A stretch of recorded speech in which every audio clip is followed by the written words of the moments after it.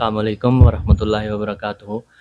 आज मेरे साथ मौजूद हैं हमारे उस्ताद कराम मुदर्रिस ज़ियाउद्दीन साहब, जो कि आए हुए उम्रा अदा करने के लिए अल्लाह ताला ने उनको उम्रे की सआदत नसीब फरमाई है। आज उनसे बातचीत करते हैं, उनसे पूछते हैं उनके उम्रे का सफ़र कैसा रहा, क्या कुछ मुश्किलात पेश आईं और क्या कुछ उन्होंने देखा, क्या कुछ उन्होंने सीखा, वो सब कुछ इन्हीं से जानते हैं। अस्सलाम वालेकुम। वालेकुम सलाम। सबसे पहले तो आप ये बताएं कि आपके उम्रे का सफ़र कैसा रहा? मेरे उम्र का सफ़र अल्लाह के फजल से बहुत अच्छा रहा। जी। पहले तो मैं सबसे पहले ये दुआ करता हूँ कि अल्लाह ताला वसीले के बगैर किसी को ना रखे। मैं जब से घर से चला तो अल्लाह के फजल करम से इस्लामाबाद में हमारे बरादरी के आदमी मौजूद थे, उन्होंने मुझे जिस तरह रुखसत किया। जी। और उसके बाद जब मैं जद्दा एयरपोर्ट पर पहुँचा जी। तो वहाँ से भी मेरा सफ़र सही रहा, अच्छी तरह से आ गया। जब मक्के में पहुँचा तो आगे मेरा एक भांजा था, मेरा दामाद था, वो पहले ही से वहाँ मौजूद थे। जो ही हम गाड़ी से उतरे तो उन्होंने हमें हमारा सामान उठाया और कमरे में ले गए। और उसके बाद मैंने आराम बांधा हुआ था, मेरे साथ फैमिली भी थी, मेरा भांजे ने भी आराम बांधा हुआ था। तो वो बराह रास्त हमें उम्रा अदा करने के लिए ले गया। किसी किस्म की कोई परेशानी नहीं हुई, बड़ी अच्छी तरह तवाफ़ किया। उसके बाद सफ़ा मरवा किया बड़ी आसानी के साथ। तवाफ़ में अल्लाह के फजल और करम से मेरी फैमिली ने भी, मैंने भी गलेफ को भी हाथ लगाया और पत्थर को भी हाथ लगाया बड़ी आसानी के साथ। गर्मी शदीद थी लेकिन ऐसा ही अल्लाह का करम था कि सारी चीज़ जो है वो बड़ी आसानी से मैंने वहाँ अदा की। उसके बाद सफ़ा मरवा के बाद फिर हम कमरे में आ गए और कमरे में आकर आराम उतारा और उसके बाद थोड़ा सा आराम किया। अच्छा, तो उसमें आपने जो उम्रा किया उसमें और कोई इसके अलावा जो बाहर से मसला परेशानी तो नहीं हुआ नहीं आपको? नहीं, कोई परेशानी नहीं है। मकाम इब्राहीम पर 2 नफल अदा किए, जी। फिर सफ़ा और मरवा के लिए जी। पीछे चले गए। उसके बाद कई लोग ऐसे होते हैं कि वो फैमिलियों के साथ आते हैं, कोई बिछड़ जाता है, किसी की चपलियाँ रह जाती हैं। जी। लेकिन मुझ पर तो मैं इस काबिल नहीं था, अल्लाह ताला ने ऐसा करम किया है। मेरे सबसे पहली बात है कि मेरा हमारे अपनी बरादरी के आदमी भी यहाँ मौजूद थे। जी। मेरा भांजा था, मेरा दामाद था। तो अल्लाह के फजल से कोई किसी किस्म की कोई प्रॉब्लम, कोई तकलीफ़ नहीं हुई। जिस तरह अल्लाह का हुक्म है, मैं तो ये नहीं कह सकता कि उस तरह किया हुआ है, लेकिन मुझे अल्लाह के फजल और करम से पूरा इत्मीनान से मैं ये कहता हूँ कि मेरा उम्रा और मेरी फैमिली का उम्रा अच्छी तरह हुआ है। तो मक्का में आप कितने दिन रहे फिर उधर? तो मक्का में मेरी पहली 2 रातें थी। रहे वहाँ पे ज़ियारतें की आपने, गारे हिरा में गए? जी बिल्कुल, मैं गारे हिरा में गया और सूर में गए। जी। तो वहाँ जाकर गाड़ी से उतारा, उससे ऊपर तकरीबन हमारा पैदल 1 घंटा गुजरा। अच्छा। हम ख़ास जहाँ हज़ूर सल्लल्लाहु अलैहि वसल्लम उस गार में रहते थे, उस गार में हम खुद गए, मेरी फैमिली भी गई और हमने अंदर जाकर 2 नवाफिल पढ़े। फिर हम बाकी दीगर जगहों पर गए, गारे हिरा पर गए। अच्छा, आपको पैदल चलने में तो कोई परेशानी नहीं होगी क्योंकि आप पहाड़ी इलाके से ताल्लुक़ है, तो उसमें पैदल चलने में तो आपको कोई नहीं नहीं, परेशानी नहीं मैं आई, तो आपकी फैमिली को भी? नहीं नहीं, हम तो फैमिली वाले जितने थे हम पहाड़ी इलाके में चलते थे, तो हम बाकी लोगों से भी आगे चले जाते थे, हमें कोई तकलीफ नहीं हुई। शहरों के लोग अक्सर तौर पर वहाँ थक जाते हैं, लेकिन अल्लाह के फजल से हमें कोई थकावट नहीं हुई। फिर पहले दिन आप गारे हिरा में गए, गारे सौर में, और उसके बाद फिर दूसरे दिन आपने कौन कौन सी ज़ियारतें की? मैं मनाहा भी गया, मेरी फैमिली जो है मनाहा में मुज़दलिफ़ा में गए, जहाँ शैतान को किंकरियाँ मारते थे, वहाँ भी गए। उसके बाद अबू जहल का मकान भी देखा। ठीक है। फिर हज़ूर सल्लल्लाहु अलैहि वसल्लम की जहाँ पैदाइश हुई थी उनका मकान देखा, जहाँ पर वहाँ इस वक्त जो है लाइब्रेरी रखी हुई है। उसके बाद जमजम का पानी जहाँ से असली तौर पर निकलता है, वो जगह भी देखी। ठीक है। उसके बाद जबले रहमत बिल्कुल। हाँ, उस पर भी गए। गारे हिरा, फिर गारे हिरा पर चले गए। तो गारे हिरा का रास्ता जो है गारे सूर से ज़्यादा मुश्किल है, काफ़ी चढ़ाई है। तो अल्लाह के ऐसे फजल करम थे, जब हम गाड़ी से उतरे तो अगर धूप होती तो हम न चढ़ सकते थे, लेकिन वहाँ बारिश थोड़ी थोड़ी कतरे शुरू हो गए। तो साथ बारिश भी होती रही, हम भी आहिस्ता आहिस्ता चढ़ते गए। फिर जब ऊपर जाकर हम टॉप पर पहुँचे तो मेरी फैमिली जो है वहाँ नीचे नहीं जा सकी। तो गार के अंदर? हाँ, गार के अंदर नहीं जा सकती थी। मैं बराह रास्त, मैं और मेरा भांजा भी बुला था, बराह रास्त जहाँ हुज़ूर सल्लल्लाहु अलैहि वसल्लम ने बैठा करते थे वहाँ जाकर भी अंदर जाकर अल्लाह के फजल करम से 2 नवाफिल अदा किए ठीक और है। उसके बाद वहाँ से हम चले आए। और उसके बाद जो है फिर आपका मदीने का सफ़र शुरू हो गया। रमज़ान भी था, रश भी ज़्यादा होगी, जी फिर आप एतकाफ़ पे भी बैठे हैं, जी हाँ। तो आप हमें वो भी बताएं कि तो एतकाफ़ पे बैठे हैं बस उसमें। मक्के से जब हम सीधे आए यहाँ पर तो मेरे साथ कारी मुर्तज़ा साहब मौजूद थे। जी इन्होंने वो जो लिंक जो था वो करा के हमारा एतकाफ़ का बंदोबस्त कर रखा था। जी तो एतकाफ़ का ही मामला अल्लाह के फजल करम से बाकी लोगों को ये मौका नहीं मिल सका, लेकिन जिस वक्त मेरी दरख्वास्त हुई उस वक्त मेरे ख्याल में कितनी दरख्वास्तें, कारी साहब आप बताएं कितनी दरख्वास्तें हुई थी? 93,000 दरख्वास्त थी। अच्छा, सिर्फ एतकाफ़ की मस्जिद नबवी सल्लल्लाहु अलैहि जी हाँ, वसल्लम। उसके लिए थी। तो हमने कारी मुर्तज़ा साहब ने आखिर पर दरख्वास्त दी थी, तो अल्लाह के फजल करम से कुरानंदाजी में मेरा वहाँ नंबर आ गया। जी उसके बाद उसी शाम को हमने एतकाफ़ की जगह तलाश की, फैमिली की अलग जगह थी। ठीक है। तो मेरी अल्लाह के फजल और करम से मुझे एतकाफ़ में जो जगह मिली वो मस्जिद नबी के ऊपर छत में मिली। जी तो वहाँ अलमारियाँ भी मौजूद थी, ऊपर छत भी थी, किसी किसी में प्रॉब्लम नहीं हुई। मेरे साथ बाकी जो साथी थे उनकी जो बाहर मैदान में सैन में मतलब उनकी एडजस्टमेंट हुई थी। तो जहाँ बारिश होती थी उनको तकलीफ होती थी, लेकिन अल्लाह के फजल करम से मेरी जगह बहुत अच्छी थी। ठीक है। आजकल तो यहाँ पे गर्मी का मौसम भी है, तो छत भी थी वहाँ पे, आपको गर्मी तो महसूस नहीं, कोई गर्मी महसूस नहीं हुई है। हर दूसरे दिन अल्लाह के फजल करम से बारिश होती रही, कोई गर्मी महसूस नहीं। अच्छा, तो 10 दिन के एतकाफ़ अल्लाह के फजल करम से बड़ी अच्छी तरह गुजारा। ठीक है। और उसके बाद जो सहरी और अफ्तारी है वो मस्जिद की तरफ से आपको मिलती थी या फिर बाहर से? नहीं, वो मस्जिद की तरफ मिलती थी, वो खाने के लिए सब कुछ देते थे। अच्छा, वहाँ ही उनके साथ बैठ कर खाना खाते थे। ठीक है। अफ्तारी के बाद खाना भी देते थे या सिर्फ जो मस्जिद वो नबवी की अफ्तारी देते थे। अफ्तारी इतनी देते थे कि वो खाना खा ही नहीं सकता था। रात को अफ्तारी में इंसान का पेट भर जाता था, तो सहरी को पूरा खाना देते थे। अच्छा, ठीक है। और उसके बाद यहाँ पे जो तरावियाँ हैं वो 10 पहले अदा करते हैं और 10 जो है बाद में अदा करते हैं। आपने तरावियाँ भी बिल्कुल तरावी में उनके साथ पढ़ी। 10 तरावी पहले पढ़ते थे और उसके बाद 12:30 बजे के बाद दूसरी 10 तरावी और 3 वितर पढ़ते थे। बिल्कुल ऐसे ही है। और यहाँ पे जो है वितर के बाद जो वितर के दरमियान जहाँ पे दुआ करते हैं। अच्छा, मैंने यहाँ पर एक चीज़ देखी है कि वितर जो पढ़ते हैं ये 2 वितर पढ़कर फिर एक वितर जो है ये अलग पढ़ते हैं। अलग पढ़ने के बाद जब ये सुजूद करते हैं, रुकू में जाने से पहले दुआ करते हैं। बड़ी लंबी दुआ, बड़ी रो कर अल्लाह ताला से दुआ मांगते हैं और उसके बाद करते हैं। ये बड़ा अच्छा। और जो सहरी है, सहरी के टाइम पे आपको खाने में वहाँ पे क्या मिलता था? सहरी के खाने में वो एक उन्होंने डिश बनाई थी पूरी जी। तो उसमें मुख्तलिफ की चीज़ें होती थी। उसमें अचार भी होता था, सलाद भी होता था,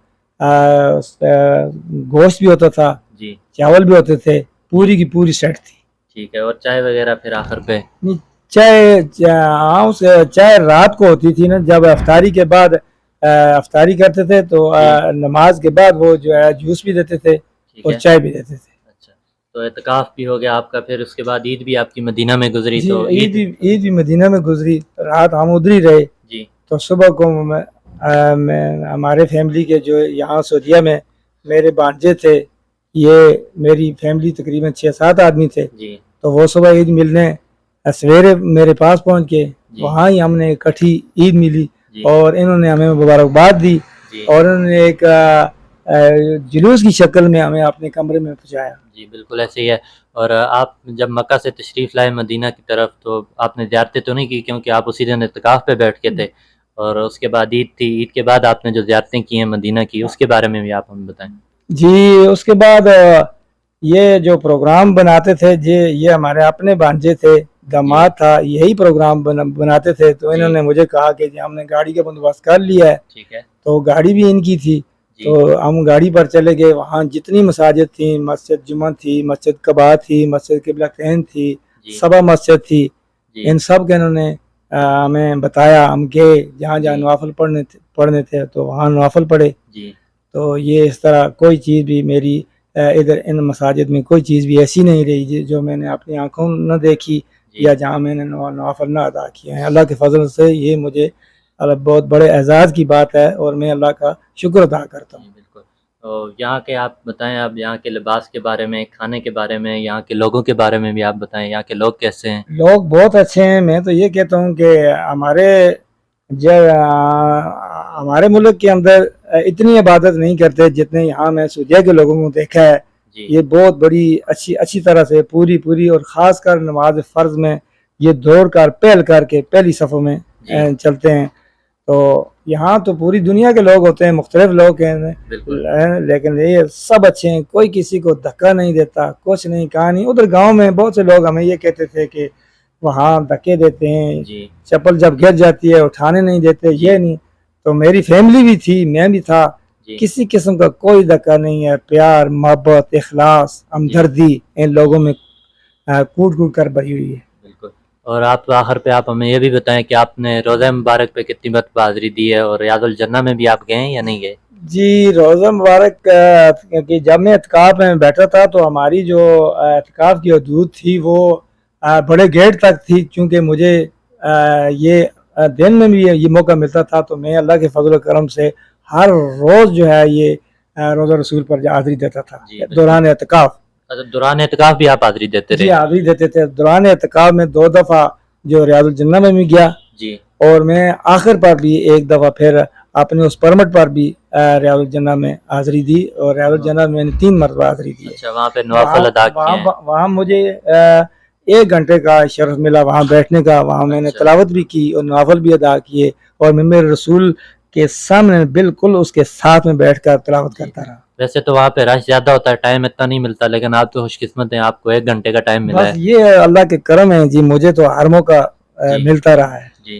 तो आप आपने बताया जैसे कि आप सबा मसाजिद गए हैं, मस्जिद बिलाल गए हैं, तो आप जो मस्जिद नबवी के साथ है जन्नतुल बकी, आप वहाँ पे भी गए हैं आप? जी, जी, वो मैं सुबह कमरे से अपने से चला गया, मेरे साथ कोई भी ना था, तो वहाँ जनाज़े जा रहे थे, तो मैं जी, भी उन जनाज़ों के साथ चला गया, क्योंकि वो सुबह का टाइम जनरल जनरल की जो है उसके दरवाज़े खोलते जी, हैं। बिल्कुल तो ऐसे ही है जो ही जन्नत। ये दरवाज़े जो जनाज़े अंदर गए, जी, तो मैं भी उन लोगों के साथ ऊपर छत पर गया, तो वहाँ का मैं मंज़र देखकर बहुत हैरान हुआ कि बहुत बड़ी वसी मैदान है, जी, जहाँ मेरे ख़्याल में 1000 से ज़्यादा सहाबा कराम हैं और जी। बाकी दीगर वहाँ 10,000 पूरी 10,000 से ज़्यादा दस था। हज़ार से ज़्यादा है। तो जी, पूरा वहाँ मैंने पूरा 1 घंटा वहाँ रहा और जी, उस मनाज़र को देखता रहा और जी। मुझे बहुत अच्छा मनाज़र लगा। सबसे अच्छी जगह मुझे वो मैं उन कब्रों को देखकर बड़ा जी, खुश हुआ। तो सारी बातें बताई हैं, लेकिन आपने ये नहीं बताया कि आप जो है जद्दा जब आप लैंड किए, उसके बाद आपका सफ़र रहा मक्का की तरफ और उसके बाद फिर आप मदीना आए, तो आपको कौन लेके आया या फिर आप बस के ज़रिए आए, कौन मिला? ये बातें भी आपने हमें बतानी है, आप ज़रा उनके बारे में हमें मालूमात दें। जी, हम जद्दा एयरपोर्ट पहुँच गए थे। मेरे साथ फैमिली भी थी, इमारतें भी काफ़ी थीं। जी, मैं तो पहले काफ़ी घबराहट में था कि मैं किस तरह जाऊँगा, लेकिन मैंने होटल की जो लोकेशन वो ली हुई थी, जी, गाड़ी पर बैठा और सीधा उस लोकेशन के मुताबिक होटल पर चढ़ा गया ठीक है। और वहाँ जाकर गाड़ी से सामान उतारा। उतार कर मैंने कारी साहब को फ़ोन किया और चंद लम्हों के बाद हबीबुल्लाह कारी साहब मेरे पास पहुँच आए अच्छा, और वो होटल उन्होंने पे आपके पास जी पहुँचे। हाँ, पहुँच आए और उन्होंने सामान उठाकर फिर होटल पर रख दिया और आगे उम्रे के लिए चले गए। ठीक है। और उसके बाद मक्के में मेरी मुलाकात साकिब से हुई है। जी, तो ये 3 आदमी वहाँ जो जितने दिन भी रहे ठीक है। हमारी ये हर तरह की मदद करते रहे। तो आपके साथ मदीना साथ में कौन-कौन आया है वहाँ से? वहाँ से मेरे साथ हम फैमिली के थे और कारी साहब थे। ठीक है, आप फिर मदीना में आ गए, तो यहाँ पे रमज़ान भी था, आप एतकाफ़ पे बैठ गए। उसके बाद जब ईद हुई है, आपको कौन-कौन मिला है? यहाँ पे आपने ज़ियारतें की हैं, उसमें आपके साथ कौन गया है? जी, यहाँ पहुँच कर तो सबसे पहले एतकाफ़ का हमारा जो मामला था, अल्लाह के फज़ल करम से हम एतकाफ़ पर बैठ गए। जी, तो ईद के बाद हमारी मुलाकात जो हमारी फैमिली के बाकी आदमी यहाँ सऊदीया में थे, जी, उनसे इकट्ठी हुई है। उनमें मुश्ताक था, वफ़ाबदीन था, इमाद था, इलियास था, मुस्तफ़ा था, आतिफ़, आप ख़ुद भी वहाँ मौजूद थे। जी, तो इनसे मुलाकात हुई और इन्होंने फिर एतकाफ़ से एक जुलूस की शक्ल में मुझे कमरे में लाया गया ठीक और है, उसके बाद ये 4 दिन मुसलसल हमारे साथ रहे, ठीक हमें है, खाना खिलाते रहे, हमारी देखभाल करते रहे। ठीक है, मैं इनका बहुत मशकूर हूँ कि अल्लाह ताला इनको जज़ाए खैर अता फ़रमाए। ठीक है। तो आप जो आपने मदीना के अंदर ज़ियारतें की हैं, तो उस पे आपके साथ कौन कौन गया? मदीने से पहले भी ये इस कमरे में हमारे मोहतरम भाई निज़ामुद्दीन साहब यहाँ कमरे में तशरीफ़ लाए थे। उन्होंने खाना खिलाया और 2-3 घंटे हमारे साथ यहाँ रहे, हमें वाज़ नसीहत करते रहे। सही है। उसके बाद ज़ियारतों पर तो हमारे साथ इधर मदीने में ये हमारे फैमिली के आदमी भी सारे थे और साथ वकास वाली जो है वो गाड़ी थी।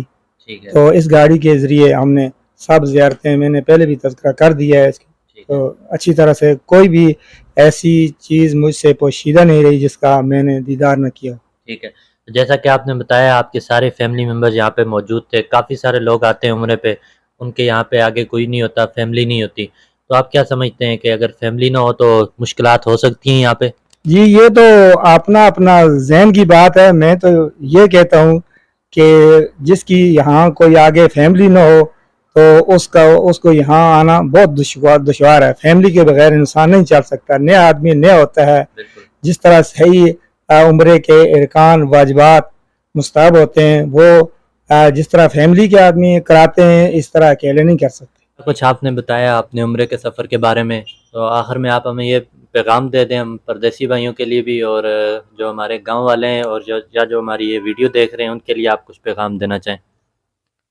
जी, पैगाम तो मैं तो सबसे पहले आपको ये मुबारकबाद देता हूँ कि आप यहाँ इस पाक धरती पर काम कर रहे हैं और मुझे बड़ी खुशी हासिल हुई है कि आप ज़्यादातर नमाज जो है ये हरम में पढ़ते हैं और फिर मुझे इस बात की भी खुशी है कि आप दूर दराज जगहों पर काम करते हैं, लेकिन इसके बावजूद आपने हरम के साथ जो कमरा लिया है यहाँ आते हैं, आपस में छोटी मोटी बातें करते हैं और फिर रोज़ा रसूल पर हाज़िरी देते हैं।